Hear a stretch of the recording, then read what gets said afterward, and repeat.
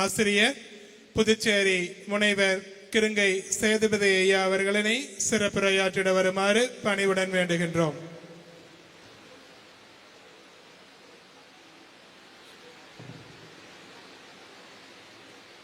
ஏறுமையில் ஏறி விளையாடு முகம் ஒன்றே, ஈசருடன் ஞானமொழி பேசுமுகம் ஒன்றே, கூறும் அடியார்கள் வினை தீர்க்கும் முகம் ஒன்றே, குன்றுருவ வேல் வாங்கி நின்ற முகம் ஒன்றே, மாறுபடு சூரரை வதைத்த முகம் ஒன்றே, வள்ளியை மனம் உணர வந்த முகம் ஒன்றே, ஆறுமுகம் ஆன பொருள் நீ அருள வேண்டும், ஆதி அருணாசலம் அமர்ந்த பெருமாளே. போற்றுதலுக்கும் வழிபாட்டிற்கும் உரிய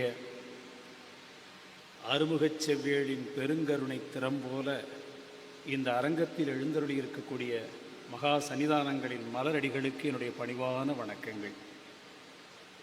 தனித்தனியே வணக்கம் தருவதைப்பால் உங்கள் அனைவருக்கும் தனித்தனியே வணக்கம் தந்ததாக ஏற்றுக்கொண்டு எனக்குரிய பணியாக திரு பாசு சின்னசாமி கவுண்டர் நினைவு 16ஆம் ஆண்டு அறக்கட்டளை பொழிவாக குன்றக்குடி கலம்பகத்தில் குறிஞ்சி கிழவன் என்கிற தலைப்பில் ஒரு ஆய்வுரை நிகழ்த்துவதற்கு அருள்பாலித்த நம்முடைய சிரவை ஆதீனத்தின் குருமகா சன்னிதானம் அவர்களின் திருவடிகளை சிரமேற்கொண்டு இந்த ஆண்டு அருள்நெறி தந்தை தவ திரு குன்றக்குடி அடிகளார் பெருமானின் நூற்றாண்டு 45வது குருமகா சன்னிதானம் அவர்களை அடுத்து 46வது குருமகா சன்னிதானமாக எழுந்தருளி இருக்கக்கூடிய குன்றக்குடி பொன்னம்பல அடிகளார் பெருமானுக்கு இது மணிவிழா ஆண்டு.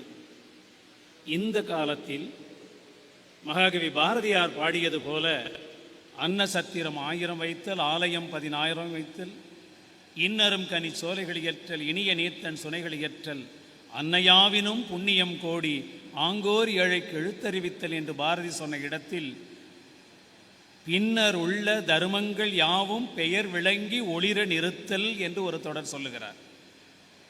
இந்த சிரவை ஆதீனத்தின் அருள் தொண்டராக தெய்வ திருப்பணிகளில் ஆட்கொண்டிருக்கக்கூடிய தெய்வ திரு பி.எஸ். சின்னசாமி கவுண்டர் அவர்களின் பெயர் விளங்கி ஒளிர நிறுத்துகிற இந்த அறக்கட்டளை பொழிவின் இந்த நூலை வெளியிட்ட மகா சன்னிதானங்கள் அவர்களுக்கும், இந்த நூலின் நுகர்பொருளை ஒரு வாழ்த்துறையாக எடுத்துக்காட்டி இருக்கக்கூடிய மகா சன்னிதானங்களின் திருவடிகளை மீண்டும் ஒரு முறை மனமொழி மெய்களால் வணங்கி, தாத்தா சுவாமிகள் என்று மிக உரிமையோடு அழைக்கக்கூடிய ஒரு அருள் வாய்ப்பினை வழங்கிய தண்டபாணி சுவாமிகளுடைய படைப்புகளில் கலம்பகத்தின் ஒரு நூலாக இருக்கக்கூடிய குன்றக்குடி கலம்பகத்தை பற்றிய ஒரு ஆய்வுரையினை நிகழ்த்துவதற்கு எனக்கு பணித்திருக்கிறார்கள். இது எதிர்பாராத விதமாக எனக்கு கிடைத்த அருள் வாய்ப்பு. சில மாதங்களுக்கு முன்னால் அருள்நெறி தந்தை தவ திரு குன்றக்குடி அடிகளார் அவர்களின் நூற்றாண்டு, பேரூர் ஆதீனம் மகா சன்னிதானம் அவர்களின் நூற்றாண்டு, இவர்களோடு தோழமை பூண்டு ஆன்மீக பணிகளில் அருள்பணி ஆற்றியிருக்கக்கூடிய கஜபூஜை சுவாமிகள், நம்முடைய சுந்தர சுவாமிகள் ஆகிய முப்பெரும் அருட்செல்வர்கள் குறித்த ஒரு ஆய்வுரை நிகழ்த்துகிற போது வரலாற்று நாயகர்கள் என்கிற தலைப்பில் நூல் எழுதி தருகிறேன் என்று மகா சன்னிதானத்தில் விண்ணப்பித்தேன். அவர்களும் அதற்கு இசைந்து அந்த நூலை வெளியிடுவதற்கு அழைப்பிதழிலும் அச்சிட்டு விட்டார்கள். ஆனால் குறுகிய பொழுதிற்குள் அந்த பெரு வரலாற்றை எழுதி முடியாத நிலையில் கையறு நிலையில் விண்ணப்பம் வைத்தேன். அதனால் என்ன, அடுத்த ஒரு நூல் எழுதலாம் என்று அவர்கள் அருள்பாலித்தார்கள். அவர்கள் எனக்கு அனுப்பிய நூல்கள் 2 தண்டபாணி சுவாமிகளினுடைய படைப்புகளாக நம்முடைய உலகத்தமிழ் ஆராய்ச்சி நிறுவனத்திலிருந்து பேராசிரியர் சதீஷ் அவர்கள் எழுதி வெளியிட்ட நூல்கள் இந்த ஆதீனத்தில் வெளியிட பெற்றது. ஒன்று கலம்பக தொகுப்பு, இன்னொன்று பிள்ளைத்தமிழ் தொகுப்பு. அதில் ஒரு தாளினை மையமிட்டு இதில் ஏதேனும் ஒன்றை எடுத்து எழுதலாம் என்று அவர்கள் சொன்னார்கள். அந்த நூலினையும் அவர்கள் அனுப்பி அருள்பாலித்தார்கள். சில நாட்கள் கழித்ததற்கு பின்னால் மகா சன்னிதானம் அவரிடம் இருந்து ஒரு அழைப்பு, தலைப்பு சொல்ல வேண்டுமே என்று கேட்டார்கள். அந்த புத்தகத்தின் உள்ளே புரட்டியவுடன் எனக்கும் தெரியாது, என்ன எழுதப் போகிறோம் என்று உணர்த்தியதில்லை.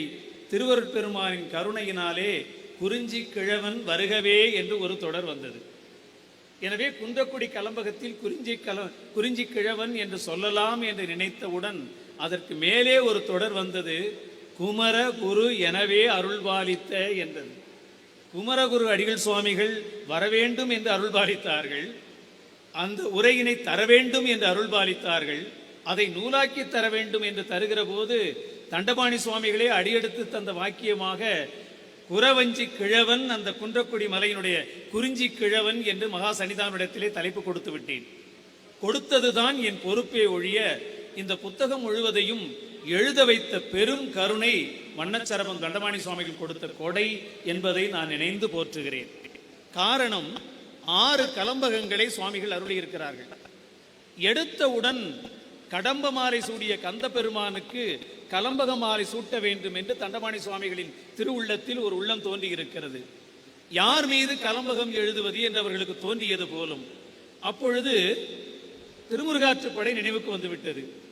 அறுபடை வீடுகளில் திருவாவினன்குடி, திருவேரகம், திருச்சீரலைவாய், பழமுதிர் சோலை என்று 5 தலங்களையும் பாடியிருக்கக்கூடிய நக்கீர் பெருமான் ஓரிடத்தில் ஒரு தொடரை விட்டு வைத்து விட்டிருக்கிறார்.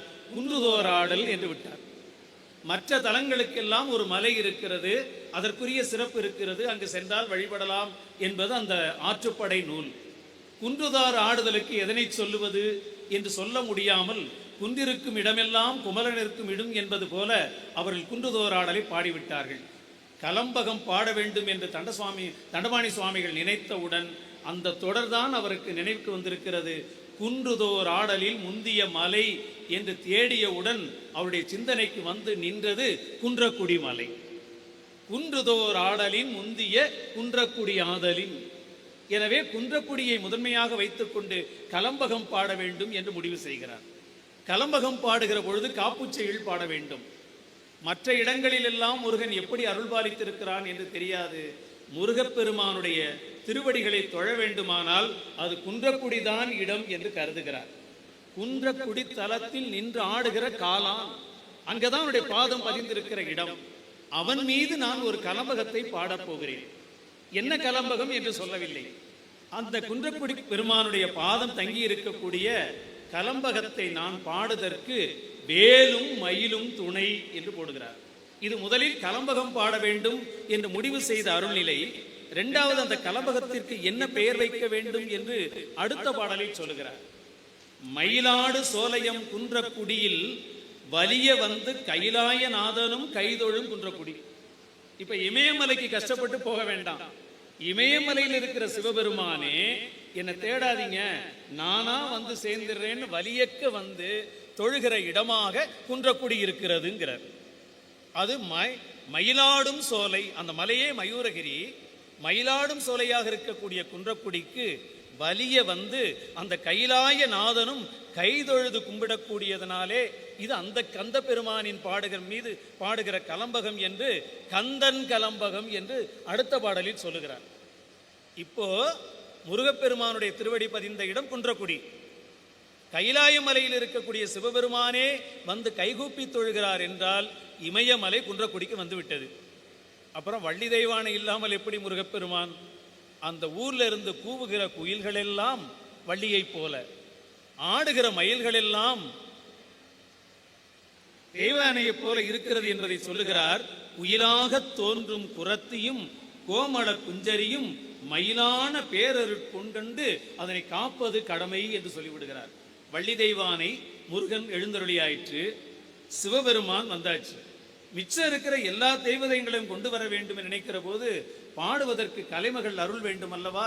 அந்த கலைமகளிடத்திலே சாட்சியாக கேட்கிறார். நான் ஒரு கலம்பகத்தை பாடப்போகிறேன். அந்த பாடுகிற பாடல் எது என்பதற்கு ஒரு தொடை சொல்லுகிறார். கால மழை அணைய செங்கை உடைய குன்றக்குடி குகவேள்.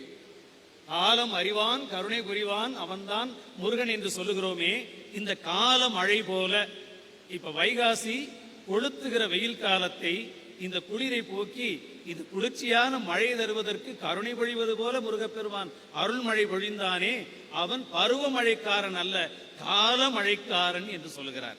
காலம் மழை அணைய செங்கை உடைய குன்றக்குடி குகவேள் கலம்பகத்தால்.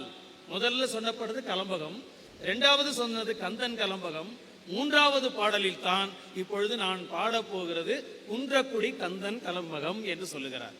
ஆக பாடுகிற நிலையில் தன்னை மறந்து குமரை நினைக்கிற போது குன்றுதோர் ஆடலில் குன்றக்குடி வருகிறது. குன்றக்குடியை நினைத்தவுடன் அவன் தந்தையாக இருக்கிற சிவபெருமான் வந்து விடுகிறான். இந்த பாடலில் கலைமகளை சொல்லுகிறார். தையலாளே இந்த கலம்பகத்தால் இந்த மக்கள் எல்லாம் சால மகிழ்வுருவார் என்றோ. மக்கள் மகிழ்ச்சியோடு வாழ்வதற்காக இதனை பாடப்போகிறேன் என்று பாடி 5 பாடல்கள் இதற்கான காப்புச் செய்யுளை பாடுகிறார். இப்ப சிவன் வந்தாச்சு, அடுத்து சக்தி வரணும். அப்பா வலியேக்க கும்பிட வர்றாரு. இந்த தாய் அரவணைத்து வளர்த்து ஞானவேல் ஏந்தி கொடுத்த தாய் குன்றக்குடிக்கு எதற்கு வருகிறாள் என்றால், என் பிள்ளை தனியாக இருக்கிறானே என்று அவனை கொஞ்ச வருவதற்காக வருகிறாளாம். கொஞ்ச கழிக்கும் ஒரு சுருபாலன் என்றும் வரும் குன்றக்குடிக்கு அருள் புகழ்தோய் கலம்பகமே என்று 5வது பாட்டை சொல்றார். இந்த சிவபெருமான் கையில வச்சிருக்கக்கூடிய மான் இருக்கே, அந்த மான் சக்தியினுடைய கண்ணை பார்த்து வெட்கப்பட்டு ஒரு ஓரமா நிக்கிற மாதிரி அழகாக இருக்கக்கூடிய உமை அம்பிகை தன் மகனாக இருக்கிற முருகனை கொஞ்சுவதற்காக இந்த குன்றக்குடி தலத்தில் வந்திருக்கிறார் என்றால், அம்மையப்பராக இருந்து அருள்பாலிக்கக்கூடிய சிவனும் சக்தியும் கலைமகளும் வள்ளி தெய்வானை உடனாக இருக்கக்கூடிய முருகப்பெருமானை வழிபாடு செய்வதற்கு வந்திருக்கிறார்கள் என்றால், இமயமலையில் சென்று அந்த சிவபெருமானை துதிக்கிற முக்தியை விட தலை சிறந்த தலம் குன்றுதோர் ஆடலில் இருக்கக்கூடிய குன்றக்குடி தலம் என்பதை அவர்கள் உணர்ந்து ஓதிய பாட்டு இந்த பாட்டு. இந்த பாடலின் மூலமாக சுவாமிகள் என்ன சொல்ல வருகிறார்கள்? கலம்பகம் பாடுகிற பாடல்கள் 106 பாடல்களை எடுத்து உரைத்திருக்கக்கூடிய அற்புதமான பாடல்கள். கலம்பகத்திற்கு என்று ஒரு மரபு உண்டு. 18 வகையான உறுப்புகளை உள்ளமைத்து பாட வேண்டும். அந்த 18 வகையான உள்ளுறுப்புகளில் பெருமைக்குரிய நிலையில் அந்த முருகன் சொன்னாங்க, மாதா பிதா குரு தெய்வம். இது 4 எனக்கு யார் தெரியுமா? எங்க அப்பா எங்க அம்மா எனக்கு ஆசிரியர், என் தெய்வம் இல்லை, எல்லாமே குன்றக்குடி சண்முகநாதன் தான் சொல்றார். எனக்கு அன்னை முதலாகிய 4வரும் குன்றக்குடியில் குருபரனே அம்மானை அப்படின்னு ஒருத்தி பாடுறா.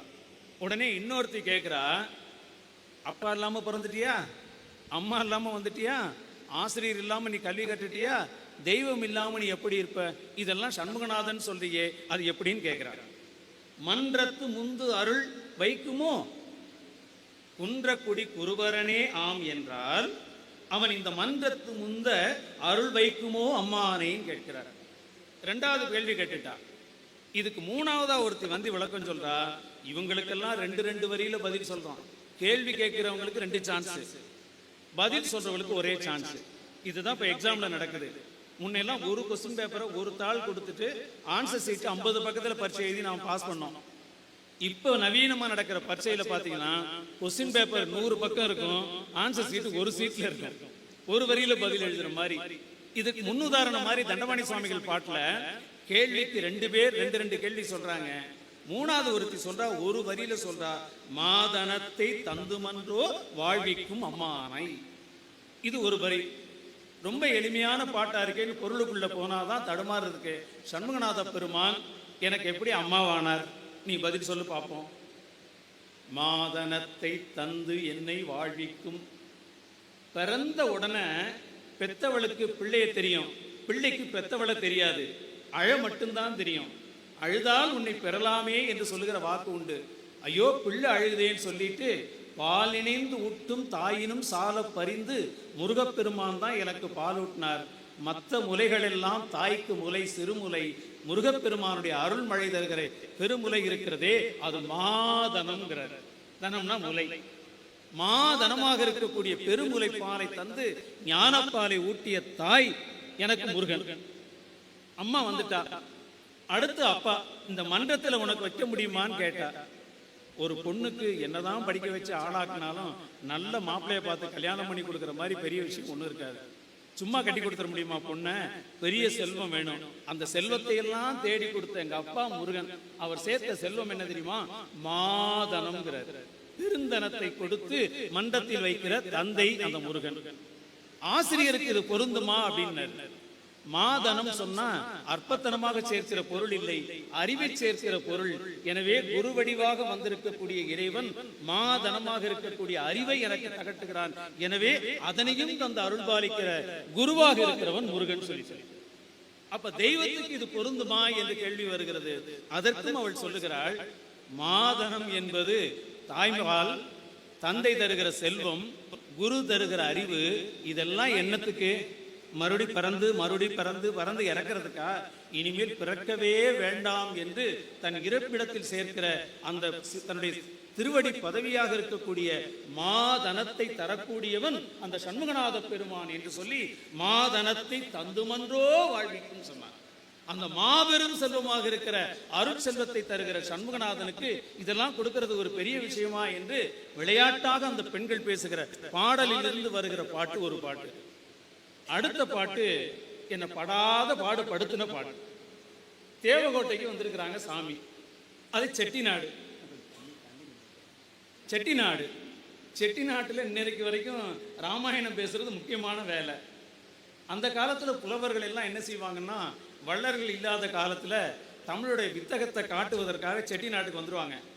செட்டிநாட்டுக்கு வந்து ராமாயண கதையை சொல்லி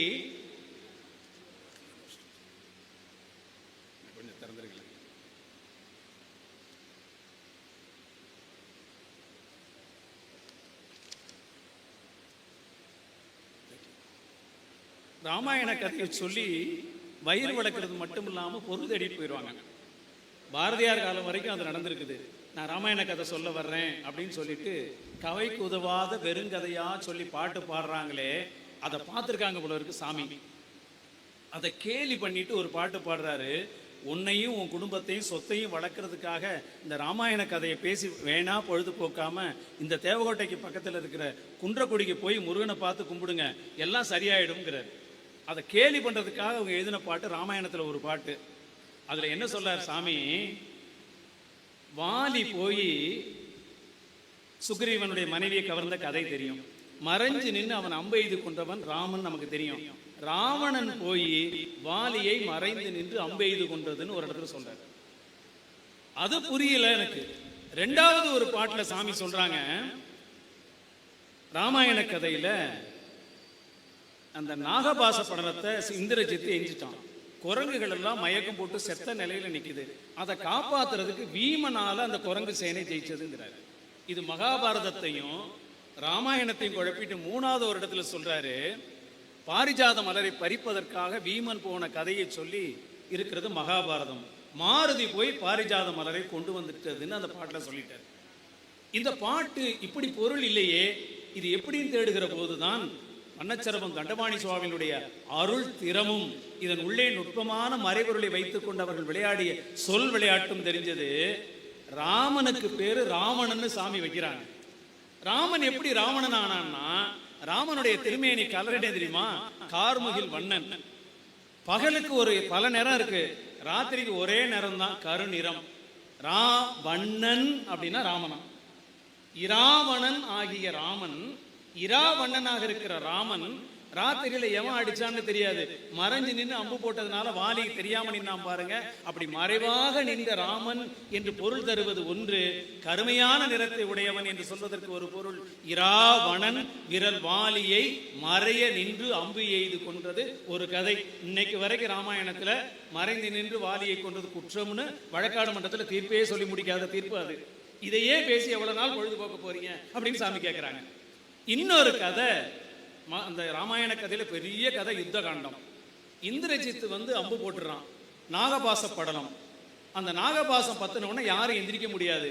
பக்கத்துல இருக்கிற விபீஷணன் சொல்றான், அதுவா விட்டா விடுமே ஒழிய வேற யாராலையும் விளக்க முடியாது. செல்போன் மாதிரி அதுவா சார்ஜ் ஆகி சுவிட்ச் ஆஃப் பண்ணாதான் நம்ம அதை விட்டு வெளியில வரலாம், இல்லைன்னா அதுகிட்ட மாட்டிக்கிட்ட மாதிரி இந்த நாகபாச படலத்துக்குள்ள மாட்டிக்கிடுவாங்க. இதை தீர்ப்பதற்கு வந்தது யார்? ராமாயண கதையில கருடன் வர்றான். சாமி வீமன்னு சொல்றாங்க. வீமன்கிற சொல்ல எங்கிருந்து சாமி எடுக்கிறாங்க? பொருந்துமா என்று தேடினால் இதற்கு பதில் ஆண்டாள் நாச்சியாருடைய பதிகத்தில் இருக்கிறது. 4000 திவ்ய பிரபந்தத்தில் இருக்கிறது.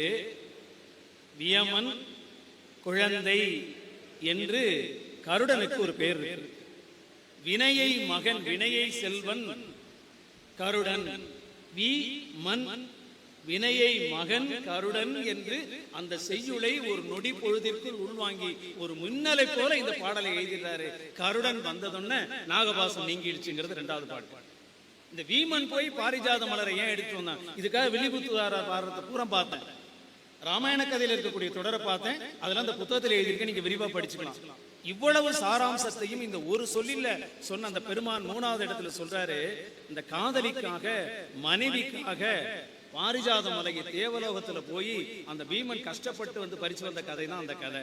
அங்க வீமன் சொல்லாம மாருதின்னு சொல்றாரு. அங்க நான் அனுமனா போய் பறிச்சார், அனுமன் பறிக்கல. அனுமனும் வாயுடைய குழந்தை, வீமனும் வாயுடைய குழந்தை, வாயு மகன் என்பதினாலே ரெண்டும் பொருந்தி வருகிறது. எனவே இந்த இடத்திற்கு பொருள் வீமன் என்று வைத்துக் கொள்ள வேண்டும். இதுல ராமாயணத்தையும் மகாபாரத்தையும் சொன்ன கடைசியா ஒண்ணு சொல்றாரு, தருமன் கை ஏந்தி நின்றதுங்கிறார். ஆயிரங்களான நீதி அவை உணர்ந்த தருமன் ஒரே ஒரு காரியம் பண்ணான், தேசம் வைத்து இழந்தான், சூடானான். அதனால அவன் இழிநிலைக்கு போய்விட்டான் அப்படின்னு நான் நினைச்சுக்கிட்டு அந்த பாட்டுக்கு எழுத போனா, சாமியினுடைய பாட்டு அதை சொல்லல. இந்திரலோக பதவி என்கிற உயர்ந்த பதவி அடைந்த போதும் கூட அகலிகை என்கிற பெண்ணின் மீது இச்சை வைத்துக் கொண்டு அலைந்தானே இந்திரன், அதனால் அவமானப்பட்டு கையேந்தி நின்றானே, அவனால வர்ற இந்த கதை. இந்த கதையெல்லாம் சொல்லி ஏப்பா பொழுத வீணடிக்கிறீங்க, அதை விட்டுட்டு என்றைக்கும் வீடு பேறு தரக்கூடிய சண்முகநாத பெருமானுக்கு ஆளாக போக வேண்டும் என்று இவ்வளவு கதைகளையும் சுருங்க சொல்லி இருக்கிற பாட்டு அந்த ஆளாக போகக்கூடிய பாட்டு. இப்ப ரெண்டாவது செய்தியை நான் சொல்லணும். நான் சொன்ன இடத்துல இந்த ஆளாகிறது எப்படி, நீ எல்லாம் ஒரு வளர்ந்து பெரிய மனுஷன் ஆயிட்ட, பெரிய ஆளாயிட்ட அப்படின்னு சொல்லுவாங்கல்ல, ஆளப்பா நீ அப்படின்னு கேட்பாங்கல்ல, நீ என்ன பெரிய ஆளா அப்படின்னு கேட்டா நம்ம எப்ப பெரிய ஆளா வர்றதுக்குன்னு அவர் சொல்றாரு. சுவாமிகள் பாடுறாங்க, நம்மளை பெரிய ஆளாக வரவிடாம தடுக்கிறது இந்த உலகத்துல நிக்குது. அது ரெண்டு பேர் யாருன்னா, ஒருத்தன் யமன், இன்னொருத்தன் மன்மதன், மூன்றாவது நம்ம தலையெழுத்தின எழுதின பிரம்மன். இந்த மூணு பேரையும் கண்டிக்கக்கூடிய ஆற்றல் யாருக்கு இருக்குன்னா குன்றக்குடி சண்முகநாத பெருமானுக்கு இருக்கான். அவன் காலடி பட்டவர்களுக்கு யம பயம் கிடையாது, மரளின்னு சொல்லிடுறாரு. அதுக்கப்புறம் மன்மதனுக்கு மேல சாமிக்கு தீராத கோபம். யமப்பயன்னு நம்ம கிராமத்துல திட்டுவான், அந்த பயல கூட விட்டுறலாம், அவன் ஒரு தடவை தான் வந்து கொல்லுவான். எந்த நேரத்துல எப்படி வந்து பிடிக்க முடியாதுன்னு சொல்லக்கூடிய யமனை விட மோசமான ஒருத்தர் இருக்கான் பாருங்க, அவனை பேர் சாமி திட்டாங்க மதப்பயல்கிறார். மதப்பயல் மன்மதனாக இருக்கிற அந்த பய, இந்த ரெண்டு பயல்களுக்கு நடுவுல கிடந்து மாட்டிக்கிட்டு இந்த பிறவி பிணியில் கிடந்து அல்லாடுகிறவர்களுக்கெல்லாம் தலைவழி எழுதக்கூடிய ஒருத்தன் பிரம்மன். அவனையே தலையில கொடுத்தது நம்ம சண்முகநாத பெருமான். எனவே யமபயத்தையும் போக்கி காம கொடுமையிலிருந்தும் தப்பி அடுத்த பிறவியை தன் தலையில் எழுதாமல் எழுதிய எழுத்தையே அழித்து எழுதக்கூடியவனாக இருக்கிற சண்முகநாத பெருமானை தொட்டால் நாம் ஆளாகி விடலாம் என்று சொல்வது இந்த பாட்டுல அற்புதமான பாட்டு. இது ரெண்டாவது பாட்டு, ரெண்டாவது செய்தி. மூணாவது செய்தி என்ன தெரியுமா, இப்ப ஆளாகிறது எப்படின்னு தெரியாம நம்ம தடுமாறுகிற நிலையில் நம்ம ஊர்ல இருக்கிற கோவில்களுக்கெல்லாம் ரொம்ப ஃபேமஸான கோயிலா இப்ப என்ன ஆயிடுச்சுன்னா, நவகிரக கோயில்லாம் பெருசாயிடுச்சு. வாரம் ஏதாவது ஒரு கிரகம் பெயர்ந்துகிட்டே இருக்கு, ஆனா நம்மளை பிடிச்ச கிரகம் விலக மாட்டேங்குது. அந்த கிரகத்துக்கு போய் அர்ச்சனை பண்ணு, இந்த கிரகத்துக்கு போய் அர்ச்சனை பண்ணு, அங்க போய் இங்க போன்னு அனுப்பி அர்ச்சகர்கள் தான் சந்தோஷமா வாழ்க்கை நடத்துறாங்களே ஒழிய அர்ச்சனை பண்றவங்களுக்கு என்ன ஈடேற்றம் வருதுன்னே தெரியல. இது ஒரு பைத்தியகரத்தனமான ஒரு வழிபாடு. இந்த நவகோள்களை கண்டுபிடிச்சு போய் கும்பிடுறதை விட்டுட்டு இந்த கோள்களுக்கெல்லாம் தலைவனா இருக்கக்கூடிய பரம்பொருள் இருக்கானே அவனை விட்டுட்டு ஏப்பா அடுத்தவனை போய் தேடுறேன்னு கேட்கிறேன். இப்போ ஒரு சின்ன உதாரணம் சொன்னா, கையில காசு இல்லாம வீட்டை விட்டு கிளம்புறவங்களுக்கு தைரியமா கொடுக்கறது ஏடிஎம் கார்டு. ஏடிஎம் கார்டுல இருந்தா எந்த ஏடிஎம் மிஷின்லயும் போய் பணம் எடுத்துடலாம். அதனால ஏடிஎம் மிஷின் என்ன பெரிய பணக்காரனா? எங்க அக்கௌண்ட்ல 1 லட்சம் ரூபாய் இருக்குன்னா ஏடிஎம் கார்டு 20,000 ரூபாய்க்கு மேல தராது. அதுக்கு மேல வேணா பேங்க் போன்னு சொல்லும். இந்த ஏடிஎம் கார்டுக்கு இன்னொரு பேரு நவகிரகம்னு பேரு. அவன் போட்டு வச்சா கொடுக்கும், இறைவன் கொடுக்கறத வாங்கி தானம் பண்றதுதான் நவகிரகங்களுக்கு வேலையுடைய. அது கொடுக்குற ஏடிஎம் மிஷின் மாதிரி வந்து ஹெல்ப் பண்றதுதான் அது. ஏடிஎம்ல பணம் இல்லையா பேங்குக்கு போகணும். பேங்க்லயே பணம் இல்லைன்னா எங்க போறது? மெயின் பிரான்ச்சுக்கு போ. இந்த எல்லா பிரான்ச்சு கூட மெயின் பிரான்ச் எங்க இருக்குன்னா கைலாயமலையில இருக்கு. கைலாயமலையே வந்து குன்னக்குடியில நின்னுச்சுன்னா மெயின் பிரான்ச்சுக்கெல்லாம் பெரிய மெயின் பிரான்ச் குன்றக்குடி மலை. சரி, குன்றக்குடி மலையில இருக்கிற மெயின் பிரான்ச் நீங்க போனா அந்த முருகப்பெருமான் எங்க இருக்காரான்னு பார்த்தா மலையில இல்ல, கும்பிடுறவங்க மனத்துல இருக்குன்னு சொல்றாங்க. இப்ப நான் ஏடிஎம் பிரான்ச் ஒரு சின்ன உதாரணத்துக்கு சொன்னேன், கதையை விட்டு வெளியில போகணும்னு நினைக்காதீங்க. ஏடிஎம் பிரான்ச்சுக்கும் மெயின் பிரான்ச்சுக்கும் எல்லா பிரான்ச்சுக்கு வர்ற பணம் யாருக்கு இருந்து வந்தது? 1 ரூபா 2 ரூபா உழைப்புல சேர்த்து எவன் ஒருத்தன் அக்கௌண்ட்ல டெபாசிட் பண்ணானோ அந்த பணம் எல்லாம் சேர்த்து மொத்தமா வந்ததுன்னா இறைவனை கும்பிடுகிற தொண்டர்களின் பணிவும் பக்தியும் தான் இறைவனுக்கு போய் களஞ்சியமாக சேருகிறது. அதைத்தான் நவகிரகங்கள் கொடுக்கிறதே ஒழிய கொடுப்பவர்களுக்கெல்லாம் கொடுக்கிற கொடைவள்ளலாக இறைவன் இருக்கிறான் என்றால், இறைவன் இருப்பது அடியவர்களின் உள்ளம் என்றால், கௌமாரனாக இருக்கிற முருகன் கௌமாரர்களின் உள்ளங்களில் தங்குகிறான். எனவே கௌமாரர்களை பணியுங்கள் சொன்னார். முருகனை கும்பிடுவதே உசத்தின்னா முருகனுடைய அடியவர்களை கும்பிடுறது இருக்குது பாருங்க. அதுலயே ஒரு பாட்டுல சாமி சொல்றாங்க, அந்த கௌமார அடியார்கள் யார் தெரியுமா? கடவுள் இல்லைன்னு பேசிட்டு இருக்காங்க பாருங்க, அவங்களெல்லாம் ஒரு பொருட்டாவே மதிக்காதீங்கன்றாங்க. கடவுள் யாருன்னு சண்டை போட்டுட்டு இருக்காங்க பாருங்க, அவங்களையும் கண்டுக்காதீங்க. நமக்கு ஒரே கடவுள் குமரப்பெருமான் தான் என்று எவன் ஒருவன் வழிபாடு செய்கிறானோ அவன் பாதங்களை கழுவி நீர் தான் புனித நீர் என்று குன்றக்குடி கலம்பகம். இப்ப நினைச்சு பாருங்க, குன்றக்குடி கலம்பகத்தில் எழுதக்கூடிய முருகப்பெருமான் என்பவன் இமயமலையை விட சிறந்தவனாக அந்த மலையில் இருந்து அருள்பாலிக்க கூடியவன் அந்த முருகப்பெருமான் என்பதை அவர் பல இடங்களில் சொல்லியிருக்கிறார். இப்போ மலைகளில் உயர்ந்த மலை இமயமலை. இமயமலையை விட உயர்ந்த மலை எந்த மலையில இருக்குன்னா அந்த மலைக்கு பேரு குன்றக்குடிங்கிறார். இந்த மூணாவதா என்ன படுத்தின பாட்டு சாமி இந்த பாட்டு. இந்த ஆளாகிறது எப்படிங்கிறதுக்கு சுவாமிகளுடைய சித்தாடல்கள் ரொம்ப அற்புதமானது. வண்ணச்சரமம் தண்டபாணி சுவாமிகளுடைய வாழ்க்கையில் நடந்த சம்பவங்கள். நான் ஒரு பெரிய சித்தன், இந்த கலவகத்தை படிச்சா என்ன பலன் கிடைக்குங்கிறது இந்த பாட்டு சொல்லுது. ஆளப்பா, இங்க வாப்பா, நான் சொல்றத கேளுப்பா. ஒரு சித்தர் மாதிரி பாடுறாரு, கேளப்பா, நான் சொல்றத ஒரு வார்த்தை கேளு. எனக்கு நீ செய்ய வேண்டியது என்ன தெரியுமா? பசி தீர சோறு. இன்னைக்கு அன்னம்பாரிப்பை பத்தி சாமி சொன்னாங்க. கேளப்பா, பசி தீர குழம்பும் சோறும் கிருதகுல பாயாசத்தோடு ஈந்தாயானால். இது தண்டபாணி சுவாமிகள் பிறந்தது திருநெல்வேலி. சைவங்களுக்கு நல்ல சாப்பாடுன்னா அப்பளம் வடை பாயாசம் தான், அதுக்கு மிஞ்சின சாப்பாடு இல்லை. எனக்கு அதை போடுப்பா, எனக்கு போதும். யாரு? எல்லாம் வல்ல தண்டபாணி சுவாமிகள், அருணகிரிநாத பெருமானுடைய மறு அவதாரமாக தோன்றியவர்கள். கனவிலே வந்து பலமுறை எனக்கு காட்டினாய் என்று இந்த கலம்பகத்தில் பாடிய பெருமான் சொல்றாரு, எனக்கு ஒண்ணு வேண்டாம். நான் யார் தெரியுமா? முதல்ல அதை சொல்லிடுறாரு. நான் யார் தெரியுமா? நான் முருகனோட ஆளு, என்னை யாரும் தடுக்க முடியாது. ஆளப்பா, புகழ் வலிமை பெற்றும். யாருக்கு நான் ஆள் தெரியுமா? முருகனுக்கு ஆள். அந்த முருகன் யார் தெரியுமா? அவ வேலை கையில பிடிச்சிருக்கிற சித்தன். இப்ப முருகன் சித்தன் ஆயிட்டார். வள்ளி மணாளனாக, குஞ்சரி மணாளனாக, சிவகுமாரனாக, சக்தி மைந்தனாக, இப்படி பல்வேறு தோற்றங்கள் தந்திருக்கக்கூடிய முருகப்பெருமான் இந்த பாட்டில் குன்றக்குடி கலம்பகத்தில் வண்ணச்சரமம் தண்டபாணி சுவாமிகளுக்கு ஒரு சித்தராக வந்து நிற்கிறார். அவர் கையில் வச்சிருக்கிறார். அவர் யாருன்னா வேல் கை சித்தர். அவர் நிரந்தரமாக தங்கி இருக்கிற இடம் எதுன்னா குன்றக்குடி நகரத்தில். குன்றக்குடி நகரத்தில் தலைவாழ் கொண்டிருக்கக்கூடிய வேல் கை சித்தன்.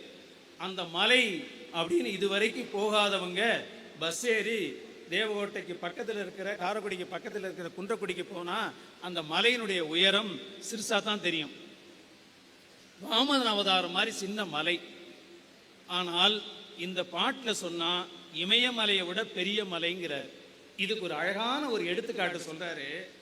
வேளப்பா ஆனவன் போல் வளர்வதாகி விலங்கு குன்ற குடி தலைமேல் வேல்கை சித்தன்கிறார்.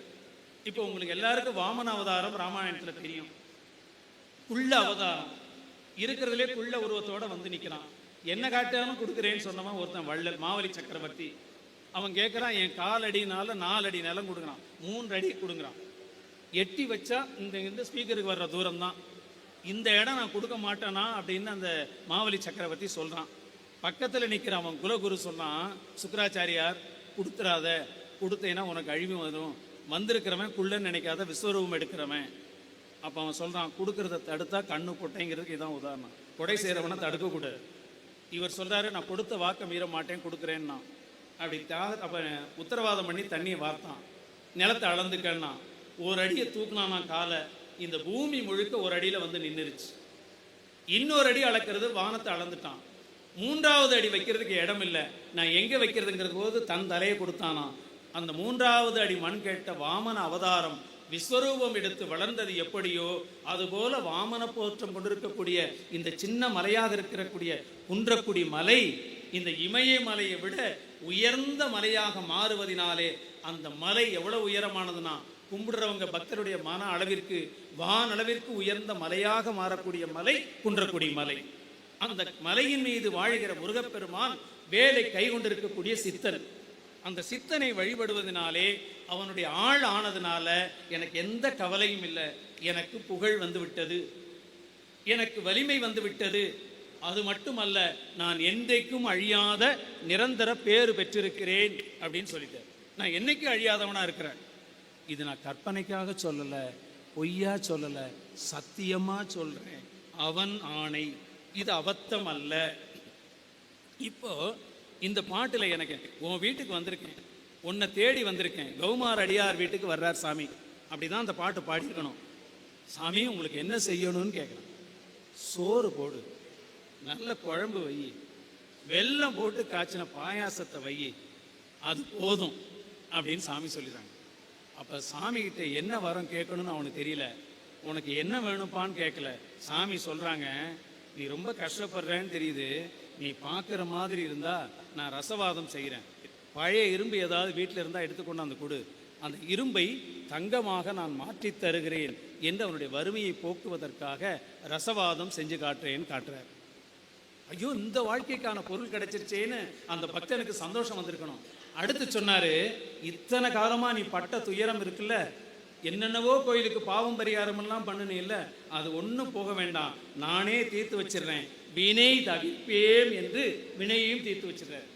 மூன்றாவது நிலையில் ஒரு பாட்டு சொல்றாங்க சாமி, பனி அணை மேல் மேவுவோமே.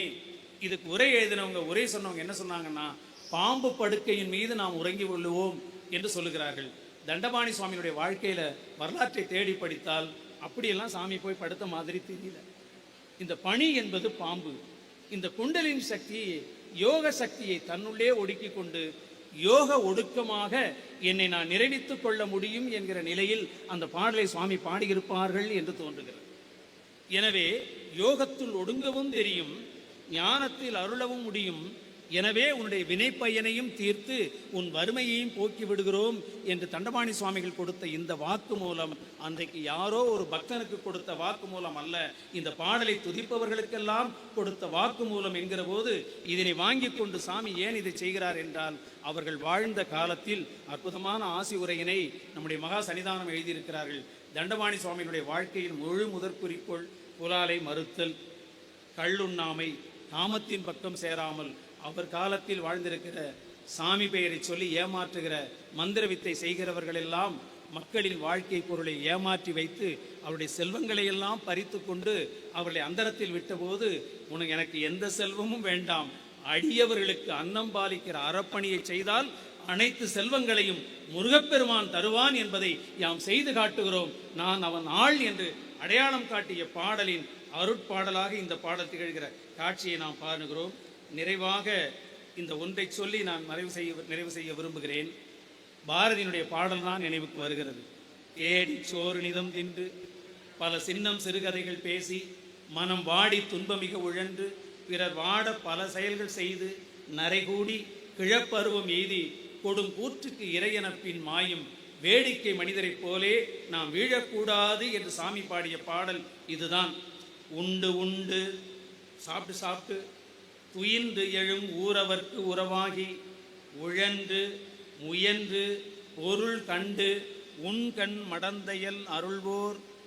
இந்த வாழ்க்கை இப்படி தொலைச்சவங்களுக்கெல்லாம் குன்றக்குழிக்கு பக்கத்திலே குருக பெருமானை அணிந்தால் அந்த மரலிக்கும் மரப்பயலுக்கும் வெறும் புரண்டு புன்தலை பிறமர்க்கு மனம் புலர பொறுமர்க்கு அந்த சண்முகநாத பெருமான் புகழை தருவான் என்று எம்பெருமான் பாடிக்காட்டியிருக்கிறார். இந்த குன்றக்குடி கலம்பகத்தில் சண்முகநாத பெருமானுடைய அருளை பாடுகிற இந்த கலம்பகத்தில் அவர்கள் சொல்லுகிற செய்தி, மலைகளிலெல்லாம் உயர்ந்த மலை இமயமலை என்றால், இமயமலையில் இருக்கிற எம்பெருமானே இங்கு வழிபாடு செய்கிறான் என்றால் இது இமயமலையை விட சிறந்தது. திருமாலும் அயனும் எல்லா தெய்வங்களும் வந்து தொழுகிறது இந்த மலை என்றால், இந்த மலை நமக்கு சொந்த மலை என்று கொண்டிருக்கிற முருகத்தெருமானை போய் நினைத்து பாடுங்கள்.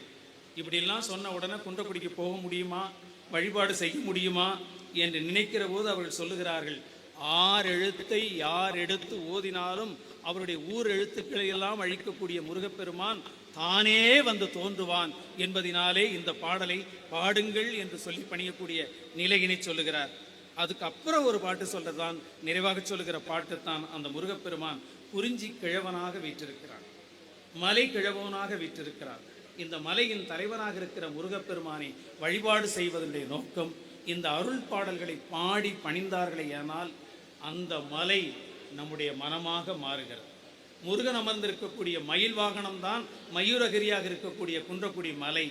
அந்த மலையை நினைத்து பாடுகிற போது இந்த மனம் மயில மலையாக, அந்த குன்றக்குடி மலையாக வாழ்கிறது. குன்றக்குடி பெருமான் நம் நெஞ்சகத்திலே வந்து அமருவான், எனவே குன்றக்குடி நம்பசமாகி விடுகிறது என்று சொல்லி அந்த குன்றக்குடி பெருமானுடைய அருள் பாடலை பாடுவதனாலே நமக்கு கிடைக்கக்கூடிய பலன் என்பதை சொல்லுகிறார்.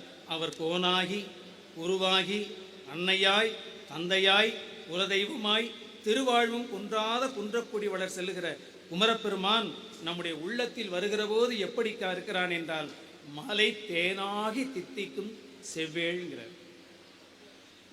தேன் பூக்கள்ல இருந்து எடுக்கிறது. பூக்கள்ல இருந்து எடுக்கிறது தேனை எல்லாம் கொண்டு போய் அந்த தேனி ஒரு சாக்கடையில் சேர்க்காது, மலை உச்சியில தான் சேர்க்கும். மலை இயற்கையிலே விண்தொட வளர்ந்தது. அந்த மலைக்கு மேலே வளர்வது மரம், மரத்துக்கு மேலே போய் தேனடையில் கட்டுகிறது. இந்த தேனடை என்றால் தாமரை பூவிலிருந்து தரையில் நீரில் பள்ளத்தில் இருக்கக்கூடிய தாமரை பூவிலிருந்து தேனை எடுத்து கொண்டு போய் அந்த மரத்தின் மேலே இருக்கக்கூடிய மலை உச்சியில் தேன் கட்டி இருக்கக்கூடிய மலைத்தேன். எத்தனை பேர் சுவைச்சேன்னு தெரியாது. மலைத்தேன் இதுவென மலைத்தேன் என்று கண்ணதாசன் சொன்ன மாதிரி அந்த மலைத்தேனை சுவைத்த அனுபவம் எங்களுக்கு உண்டு. பரமமலை சாரலில் அந்த தேனை அனுபவித்திருக்கிறேன். அந்த தேன் சுவை மாதிரி நினைத்தவுடன் திருவாசக தேனை போல இந்த குன்றக்குடி கலம்பகம் அந்த முருகப்பெருமானின் திருவடி தேனை கொண்டு போய் சேர்ப்பதினாலே இந்த குன்றக்குடி கலம்பத்தை பாடுகிறவர்களுக்கெல்லாம் அவர்கள் இறைவனுடைய திருப்பாதங்கள் நெஞ்சிலே வந்து தங்கும். பிறந்த பிறவி இல்லாமல் பிறப்பருக்கும் பெம்மானாக சண்முகநாத பெருமான் அருள்பாலிப்பான் என்கிற அருள் நூல் குறித்து எழுதுவதற்காக என்னை பணித்திருக்கக்கூடிய மகா சன்னிதானம் அவர்களுக்கும், எனக்கு பிறந்த நாடு செட்டிநாட்டு பகுதியில் இருக்கக்கூடிய குன்றக்குடி என்றாலும் என்னை வளர்த்து கல்வி தந்த புண்ணிய பூமி கொங்கு நாடு தான். பேரூர் மடத்தில் தான் நான் முனைவர் பட்டம் பெற்று அருள் தந்தை அடிகளாரை பற்றி முனைவர் பட்டம் ஆய்வு செய்தேன். இப்பொழுது கௌமார மடத்தில் இந்த நூலை எழுதுவித்து என்னை பணித்து என்னையும் இந்த நம்மையும் ஓர் பொருட்டாக்கி நாய் சிவிகை ஏற்றி வைத்த அம்மையப்பராக விளங்குகிற மகா சன்னிதானம் அவர்களின் பொன்னார் திருவடிகளை வணங்கி இங்கு வீற்றிருக்கும் அறிஞர் பெருமக்களுக்கும் அருளாளர்கள் திருவடிகளுக்கும் மீண்டும் ஒரு முறை நன்றி மலர்களை காணிக்கையாக்கி இந்த அறக்கட்டளை நிறுவிய அன்பர்களுக்கும் இந்த செவிமடுத்த மெய்யன்பர்களுக்கும் கௌமார செல்வர்களின் திருவடிகளுக்கும் வணங்கி எல்லாம் வல்ல சண்முகநாத பெருமான் எல்லா வளநலன்களையும் ஈந்து பல்லாண்டு வாழ பணிப்பாராக என்று வாழ்த்தி விடைபெறுகிறேன். நன்றி, வணக்கம்.